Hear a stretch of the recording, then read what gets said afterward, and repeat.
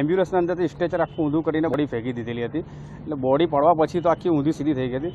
ત્યારે મારી આંખમાં પાણી ભરાઈ આવ્યું હતું. જે માણસો મરી જાય છે તે લોકો ઉઠાવવા તૈયાર નથી થતા કે પકડવા તૈયાર નથી, સગાવાળા સંબંધીવાળી. તો અમને એવું થાય છે કે ભાઈ જ્યારે જીવતાને આટલી રિસ્પેક્ટ આપીએ છીએ તો આપણે મરેલાને એનાથી વધારે રિસ્પેક્ટ આપીએ, એનાથી વધારે પ્રોટોકોલ આપવો જોઈએ. મનુષ્ય જીવિત હોય એના કરતાં મૃત્યુ પામે ત્યારે તેને વધુ સન્માન મળવું જોઈએ. એ વાતને કેન્દ્રમાં રાખીને વડોદરાનું મુસ્લિમ બિરાદરોનું ગ્રુપ કોરોનાથી મૃત્યુ પામેલા લોકોના અંતિમ સંસ્કાર કરવાનું કાર્ય કરે છે.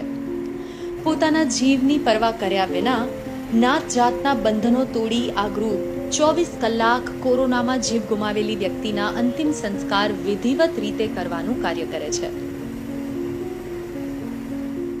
કોર્પોરેશનમાંથી મેસેજ મળે છે અમને કે ભાઈ આ જગ્યાએથી બોડી લેવી છે, ત્યાં પહોંચી જઈએ છે અને તે હોસ્પિટલમાંથી અથવા તો ઘરે જવાનું હોય છે પેક કરવા માટે, તો તે ઘરે પેક કરવા જઈએ છીએ. પેક કરીને પછી જે શમશાનની અપડેટ અમને મળે છે તે શમશાનમાં અમે લોકો જઈને તેની માટે અંતિમ વિધિ કરીએ છીએ અમે લોકો.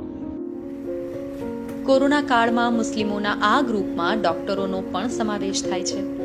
તેઓ પણ દરેક વ્યક્તિને અંતિમ સન્માન મળી રહે તે માટે બધા જ પ્રયાસો કરે છે. જ્યારથી કોરોના કાળ શરૂ થયો ત્યારથી આ મુસ્લિમ બિરાદરોનું ગ્રુપ મૃતકોની અંતિમ વિધિ કરવાનું સેવા કાર્ય કરે છે.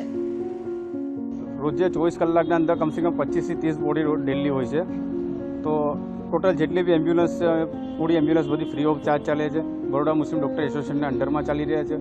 અને જે કોર્પોરેશનમાં છે અમને અપડેટ આવે છે, જે રીતે કે પિયુષ પટેલ સર છે, દીપ્તિનભાઈ છે, અશોક કાકા છે. જે અશોક કાકાનું કામ એવું છે કે જે કબ્રસ્તાનના અંદર અને શમશાનના અંદર જે જગ્યા ખાલી હોય અમને મેસેજ આવે કે બેટા ત્યાં પહોંચી જાઓ, તમે ત્યાં ખાલી છે એટલે અમે ત્યાં લઈને નીકળી જઈએ છીએ. કોરોના વાયરસની મહામારી સામે લડવા માટે એકતાનું પ્રતીક બની રહેલા આ મુસ્લિમ ગ્રુપની સેવા ખરેખર આવકારદાયક છે.